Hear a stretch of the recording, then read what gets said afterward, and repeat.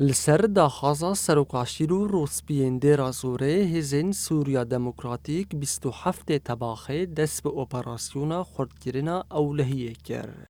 اپراسیون شانه رازای داعش بازرگانید ماده هشبره و کسین تکدر دابرخواه و جواک جمترسین وان رزگار کرد.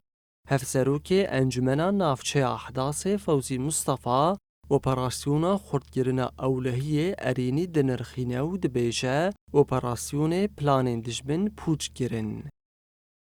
خواستن دیرازور آلی بیشن روجلات باکری دیرازوری را وک کریدوره که و بکن ممر کی و بکن دوی آلی را کانتونا دیرازوری بگینن گری سپی بگینن تلتمره ری ج چتاین اردوغان را واری وکرن راحت کانبن ایرشی خو بکن یک یا دویامین جه باکر روجلات سوریه واری پرچه کرن.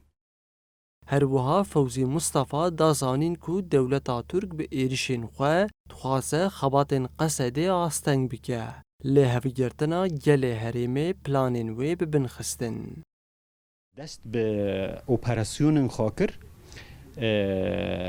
ترکیه مداخله کرد به عسکری مداخله کرد. نال تلتمر دخینه لجبهن ما شهبای دخینه لآلی من بجی ایریشی دسته 4 گندا کر سرکفتن یا گل باکر روجلات سوریه سرکفتن یا گل کرد گل عرب گل سوریان گل شرکس گل ارمانیه د باکر روجلات سوریه دا قصد فرق وجوداتی تجاری نکرد ما بین کرد و عربا و شر گوته چه کرن شر کی پاکش کرنا تجار حربینه پاکش کرنا کسی گو حشیشه و بچاتین ترکیه را دگرتن بون نه شر کردا و عربای نه شر عشیرین عربا و کردای تجاری بلا کس به وا آوایی نفکره.